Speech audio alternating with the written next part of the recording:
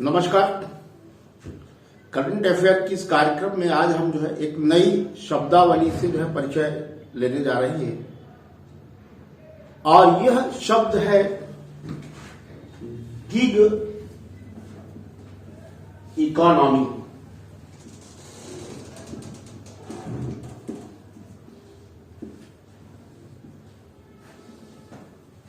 देखिए, यह शब्द वैसे तो हमारी अर्थव्यवस्था के संदर्भ में ही जो है 2017-18 में आ गया था और 2018 में द हिंदू समाचार पत्र में एक बहुत महत्वपूर्ण जो है एक आलेख भी गिग इकोनॉमी पर प्रकाशित हुआ था। देखिए, हाल ही में मैंने एमपीपीएससी की तैयारी करने वाले कुछ स्टूडेंट से, इंदौर में रहने वाले कुछ दूसरे स्टूडेंट से भी मैंने गिग इकोनॉमी को लेकर जो है डिस्कस किया। तो मुझे लगा कि उनको जो है गिग इकोनॉमी के बारे में कोई जानकारी नहीं है। देखिए, यह थोड़ा सा मुझे आश्चर्य करने वाला था क्योंकि ये काफी एक चर्चित शब्द बन चुका है और देखिए, इसके चर्चित बनने का मेन कारण यह है कि ये अभी हाल ही में यूपीएससी की जो मेंस एग्जामिनेशन हुई तो उसमें इसको पूछा गया। देखिए, प्रश्न क्या पूछा गया, पहले मैं आपको ये बता दूं कि भारतीय महिला के सशक्तिकरण की प्रक्रिया में गिग इकोनॉमी की क्या भूमिका है। और इस तरीके से एक बहुत बड़े संख्या में जो है छात्रों का, लोगों का इस शब्द से एक सुव्यवस्थित परिचय हो गया।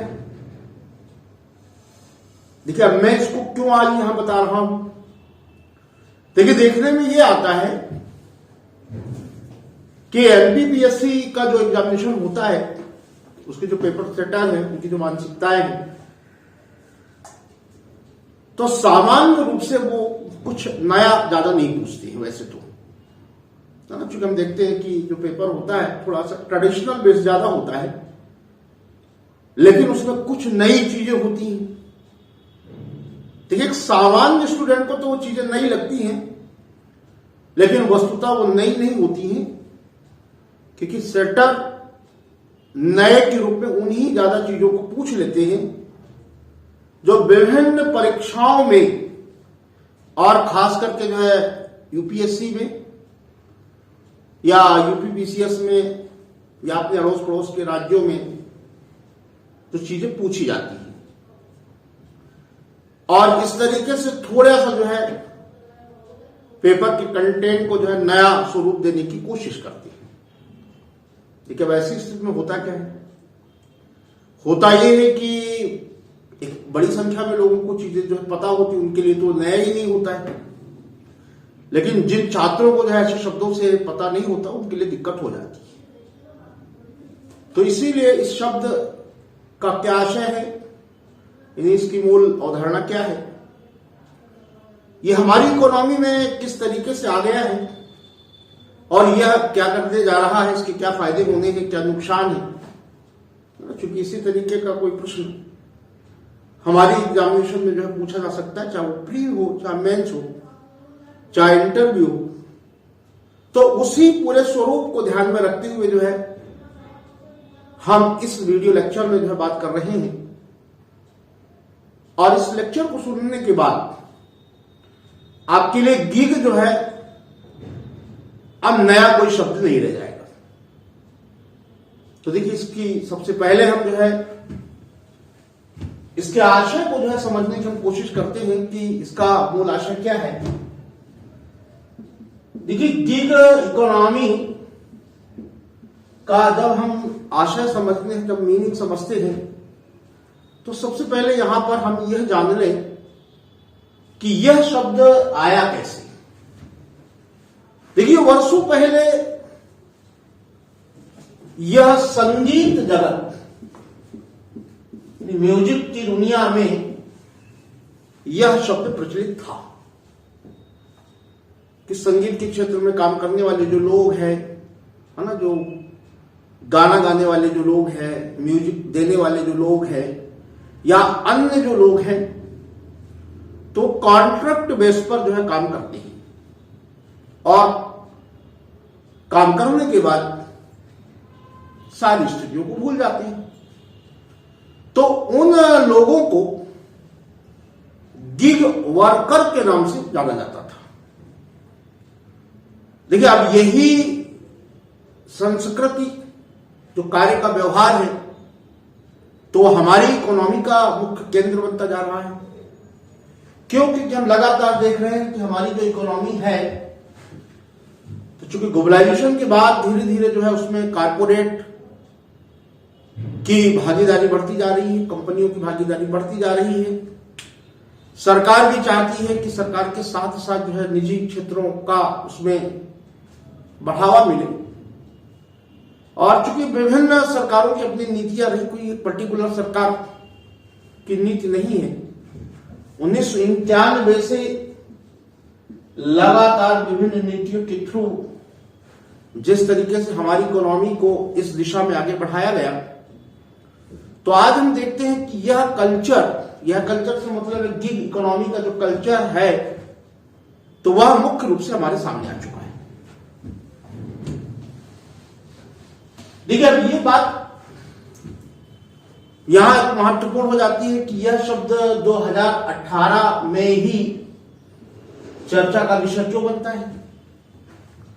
तो देखिए, गिग इकोनॉमी इंडियन इकोनॉमी का मूल भाग तब बनता है जब टेली कम्युनिकेशन हमारी सोसाइटी, हमारे जीवन का एक महत्वपूर्ण भाग बन जाता है। तो हम सबसे पहले यहां पर जब आशय देख रहे हैं, तो संगीत जगत का निकला हुआ यह शब्द, जिसका एक सामान्य आशय है कि फ्रीलांस है ना, फ्रीलांस यानी मुक्त, स्वतंत्र रूप से जब काम करने वाले लोग किसी कॉन्ट्रैक्ट के आधार पर किसी कंपनी के लिए काम करते हैं, या कंपनी जब स्वतंत्र कर्मचारियों से अपने कुछ काम कॉन्ट्रैक्ट बेस के आधार पर कराती है, तो ऐसे कर्मचारी को हम गिग वर्कर के नाम से जानते हैं, है ना, गिग वर्कर के नाम से जानते हैं। देखिए, अब और उसको जो है स्पष्ट उदाहरण के माध्यम से समझना चाहेंगे कि जैसे मान लीजिए कि कोई ए नाम की कोई कंपनी है, और इस ए नाम की कंपनी को जो है अपने 1000 बॉक्स की पैकिंग करवानी है।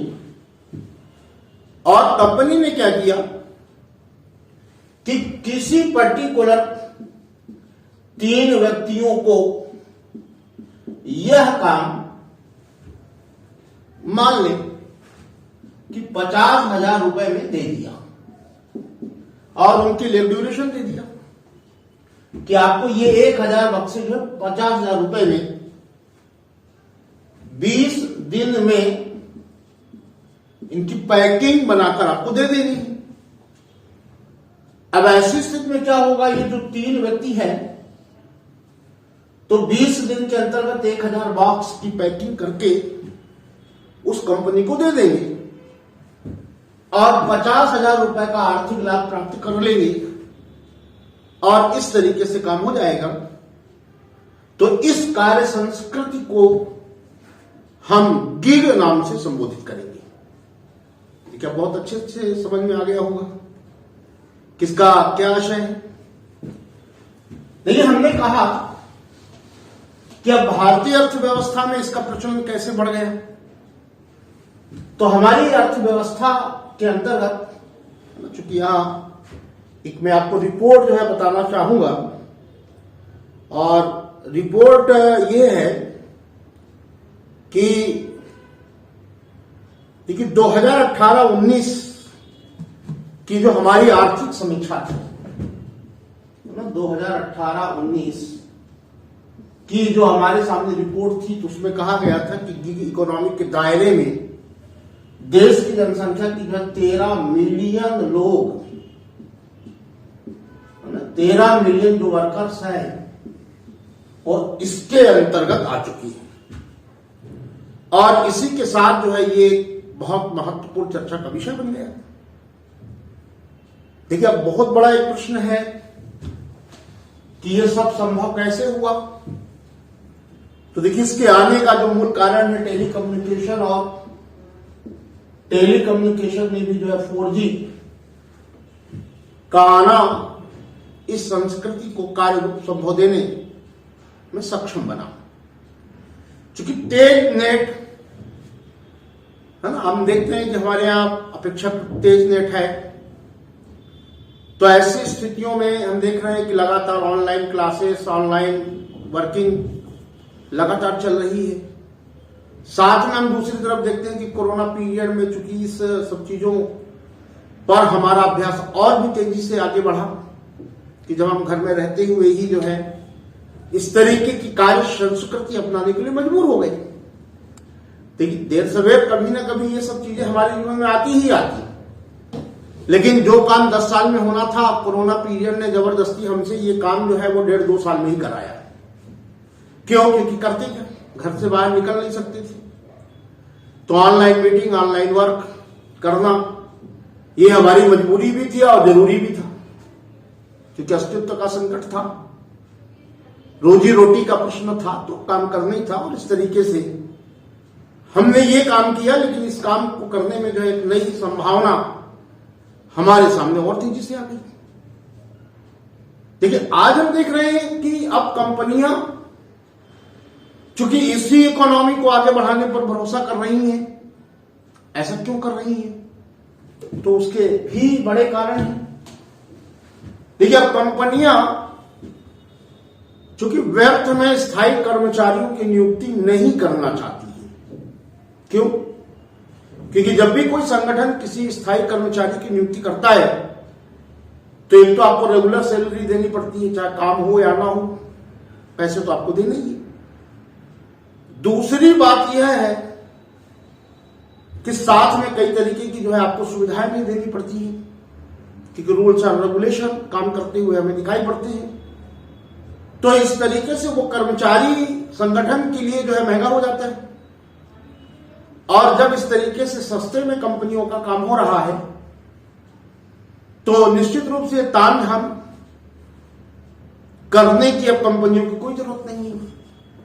तो कंपनियों का जो वर्तमान में ट्रेंड है वो अब गिग की ओर आगे बढ़ता जा रहा है। दूसरी तरफ चूंकि अब लोगों को भी इस तरीके की काम करने की एक हैबिट हो चुकी है, और वो दूर दराज बैठे हुए ही। देखिए पहले क्या होता था कि आपको काम पाना है तो आपको बड़े शहरों की तरफ जाना पड़ेगा, या आपको इंदौर आना पड़ेगा, आपको मुंबई जाना पड़ेगा, आपको दिल्ली जाना पड़ेगा। लेकिन आज हम देख रहे हैं कि अब उसके लिए ज्यादा जरूरत नहीं बची है ना। हालांकि अभी इसका वैसा बहुत तेजी से विकास तो हो रहा है, लेकिन अभी पूर्ण विकास नहीं है। और चूंकि स्थितियां जो है संक्रमण के दौर में ही है, इसीलिए हम देख रहे हैं कि अब दूर बैठे हुए लोगों को भी जो है ऑनलाइन काम करने का मौका मिल रहा है, कि वो वहीं से ही जो है अपना काम जो है किए दे रहे हैं, और उसके एवज में उनको लाभ भी मिल रहा है। तो देखिए ये एक इसका पूरा एटमॉस्फेयर है, जिसके कारण जो है ऐसी इकोनॉमी हमारे देश की अर्थव्यवस्था का एक अभिन्न भाग बनती जा रही है। क्योंकि हम देखते हैं कि इसके लाभ क्या होंगे। देखिए इस गिग इकोनॉमी के लाभ हमें इस तरीके से दिखाई पड़ते हैं कि एक तो अगर कंपनी की दृष्टि से अगर हम बात करें, संगठन की दृष्टि से अगर हम बात करें, तो उनके लिए लाभ क्या होगा। तो संगठन के लिए सबसे बड़ा लाभ यह है कि मितव्ययिता से कार्य करवा लेना, मितव्ययिता यानी इकोनॉमी किफायती दाम में जो है काम करवा लेना, क्योंकि ये सबसे बड़ा संगठन के लिए जो है फायदेमंद सौदा है। दूसरी बात यह है कि संगठन को अब कुशल कर्मचारियों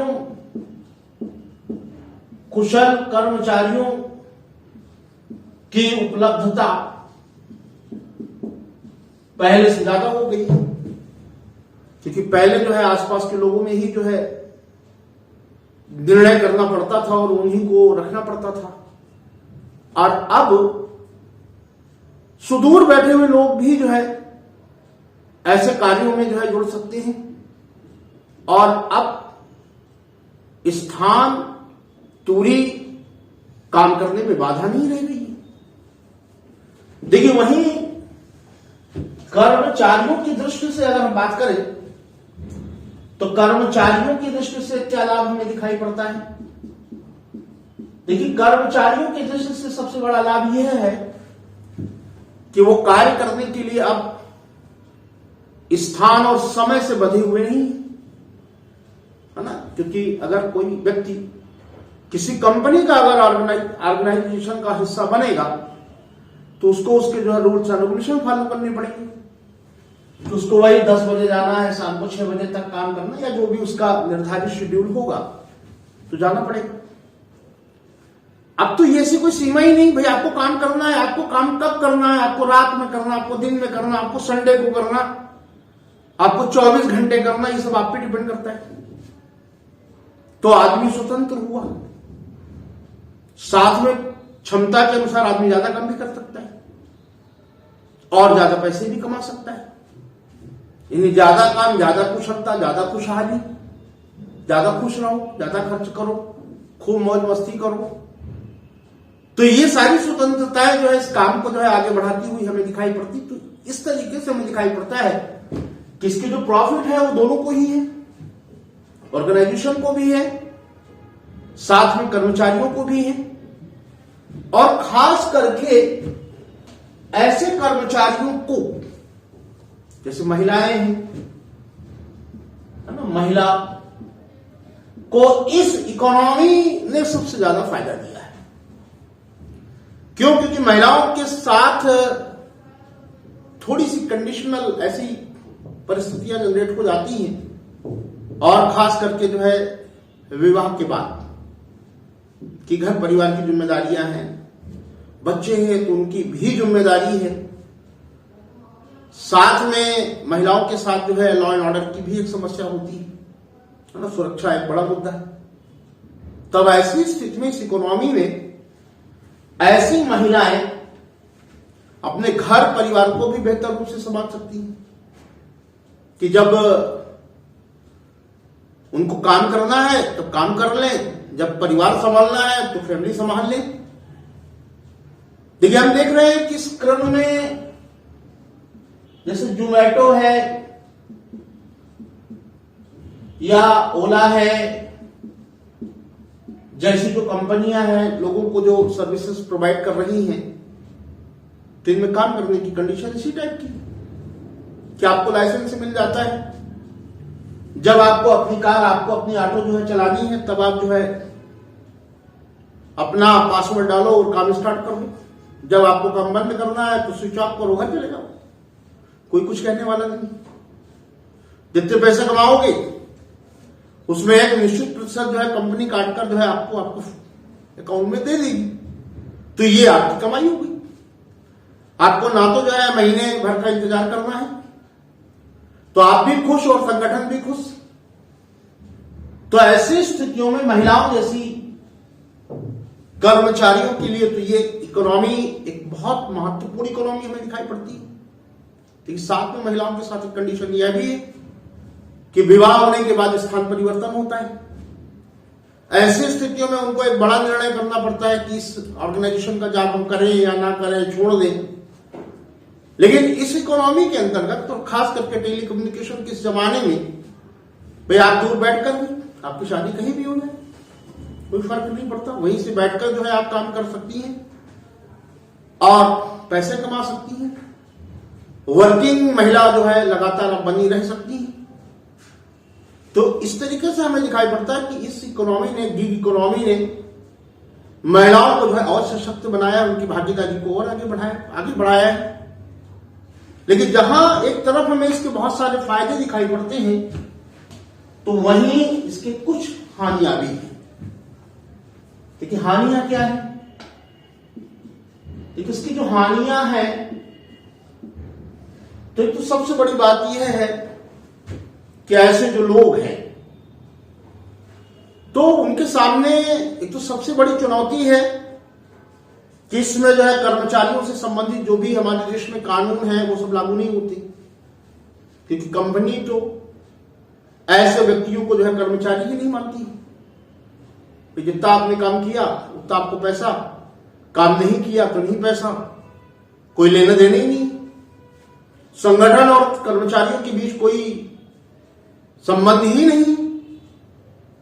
अब रही बात यह कि कर्मचारी दुख में है, परेशानियों में है, तो संगठन उसकी मदद पहुंचाया करते हैं, या कर्मचारी के भविष्य के लिए भी जो है कानूनों में कई सारी जो है चिंताएं हैं, जैसे बीमा है, पीएफ है, या अन्य रिस्क से संबंधित जो है कवर करती हुई जो है बातचीत है, तो वो सब इसको लागू नहीं होती है।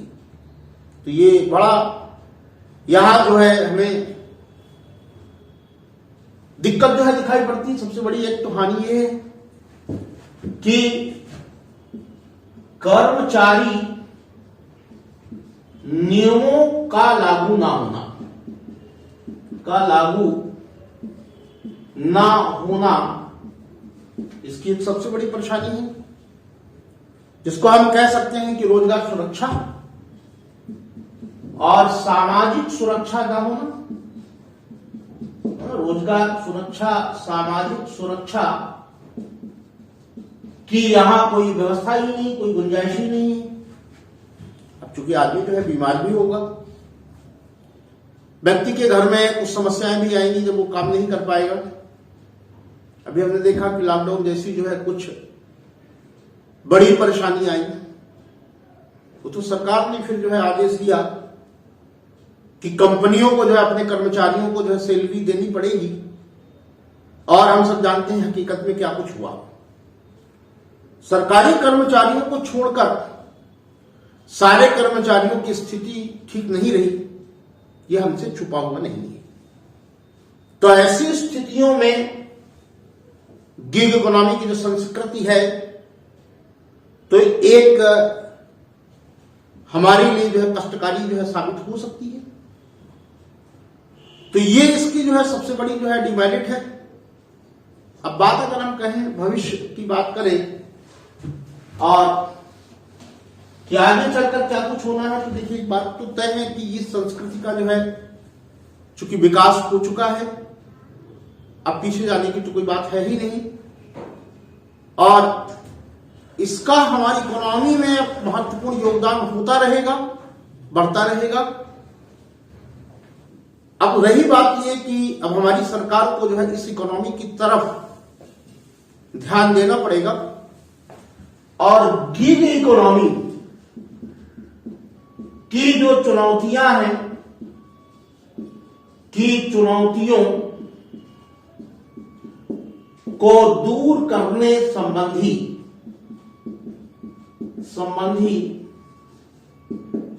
नीतिगत फैसले सरकार को लेना होगा।